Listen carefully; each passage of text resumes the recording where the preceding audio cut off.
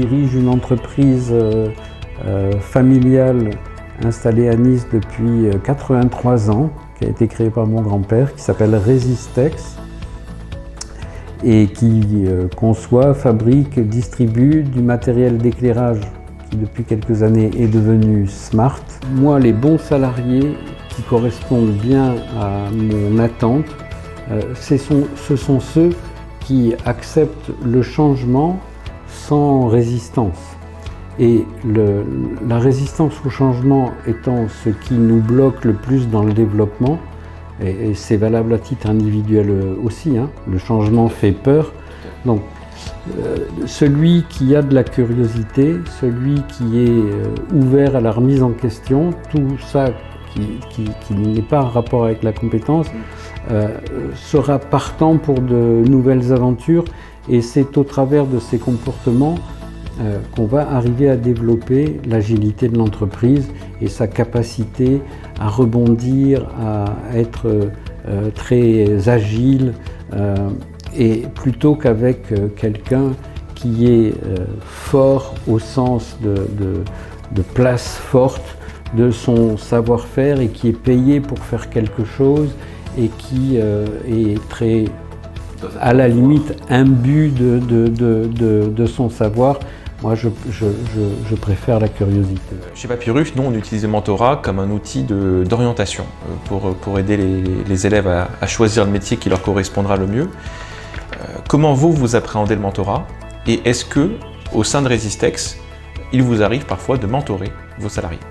La jeunesse prise dans son ensemble est une des parties prenantes prioritaires de la société. La première partie prenante de Resistex, c'est son personnel, qui passe avant la satisfaction des attentes de nos clients, donc qui est une partie prenante prioritaire. La troisième partie prenante, c'est la jeunesse, et en particulier celle de notre territoire.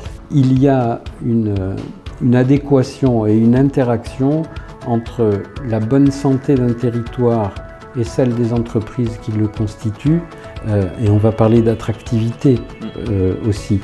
L'entreprise contribue à l'attractivité du territoire, et un quartier apaisé, agréable à vivre, contribue à l'attractivité de l'entreprise.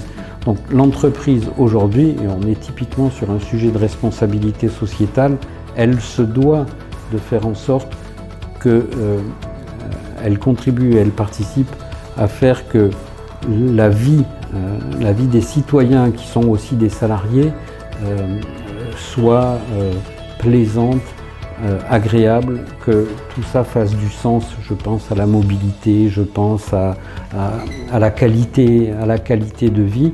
Donc l'entreprise a un rôle incontestablement à jouer avec ça. Alors vous allez me dire, quel rapport avec le mentorat? Dans la mesure où on se soucie beaucoup de la jeunesse, dans le sens où ce sont nos futurs salariés, ce sont nos futurs clients, ce sont nos futurs fournisseurs. Dès aujourd'hui, puisque c'est une partie prenante, il faut qu'on améliore la communication avec la jeunesse et donc avec les jeunes. Ça veut dire qu'on les fait venir dans l'entreprise. Le message est passé. Merci Bernard. Merci Robert.